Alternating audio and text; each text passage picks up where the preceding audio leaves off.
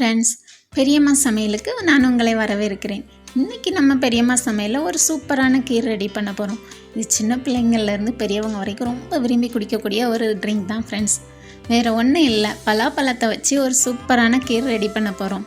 இது எப்படி ரெடி பண்ணலான்னு நம்ம பார்க்கலாமா? அதுக்கு முதல்ல நம்ம பலாப்பழத்தில் இருக்க சீடெல்லாம் ரிமூவ் பண்ணிவிட்டு சின்ன சின்ன துண்டுகளாக அதை கட் பண்ணி எடுத்துக்கிடணும். பாருங்கள், இந்த மாதிரி சின்ன சின்ன துண்டுங்களாக கட் பண்ணி எடுத்துக்கோங்க. நம்ம இதை பேஸ்ட்டாக அரைக்க போகிறோம். அதனால் மிக்சியில் போட்டு அரைக்கும் போது நம்ம அப்படியே முழுசாக போட்டோம்னா அது நல்லா அரைப்படாது. அதனால் இதை சின்ன சின்னதாக அப்படி நம்ம கட் பண்ணி எடுத்துக்கிடுதோம். கட் பண்ணிவிட்டு இதை நம்ம பேஸ்ட்டாக அரைச்சி எடுத்துக்கிடலாம்.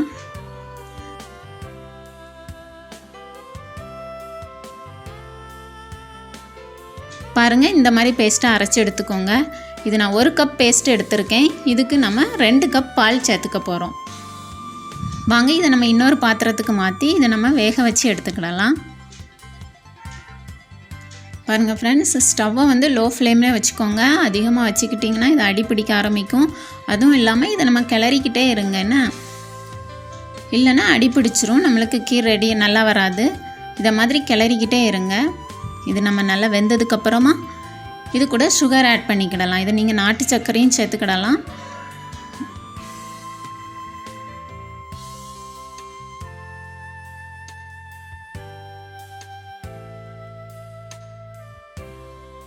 சுகர் சேர்த்துட்டு அது நல்லா கரைஞ்சதுக்கப்புறமா பால் ஆட் பண்ணிக்க போகிறோம்.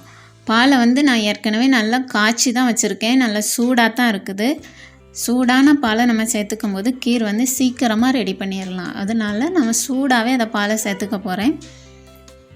பால் சேர்த்துட்டு நல்லா கட்டி இல்லாமல் நல்லா கரைச்சி விட்டுக்கோங்க.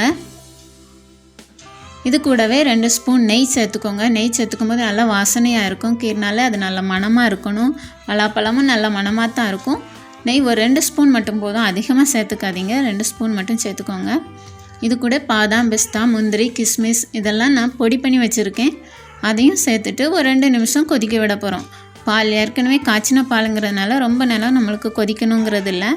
ஒரு 2 நிமிஷம் நல்லா கொதிக்கட்டும். அதோடய நீங்கள் கிளறி விட்டுக்கிட்டே இருங்க. பாருங்கள் ஃப்ரெண்ட்ஸ், கீர் ரெடி ஆயிடுச்சு. இனி நம்ம ஸ்டவ்வை ஆஃப் பண்ணிக்கிடலாம். இது கொஞ்சம் ஆறுனதுக்கப்புறமா நம்ம இன்னொரு கிளாஸ்க்கு மாற்றி எடுத்துக்கிடுவோம். பாருங்கள் ஃப்ரெண்ட்ஸ், எவ்வளோ அழகாக இருக்குது, நல்ல மணமாக இருக்குது, ரொம்ப சூப்பராக இருக்குது. இதை நீங்கள் கண்டிப்பாக வீட்டில் ட்ரை பண்ணி பாருங்கள். ட்ரை பண்ணி பார்த்துட்டு எப்படி இருக்குதுன்னு நீங்கள் எனக்கு கமெண்ட் பண்ணணும். இதை நம்ம ஃப்ரிட்ஜில் வச்சு நம்ம கூலாகவும் குடிக்கலாம். அதுவும் ரொம்ப நல்லாயிருக்கும்.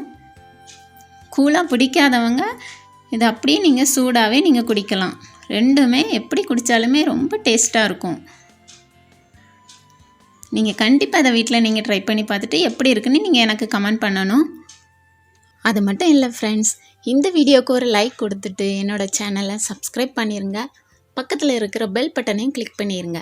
அப்போ தான் நான் போடுற ஒவ்வொரு வீடியோவும் உங்களுக்கு உடனுக்குடனே நோட்டிஃபிகேஷனில் வரும். இதை மற்றவங்களுக்கும் ஷேர் பண்ண மறந்துடாதீங்க.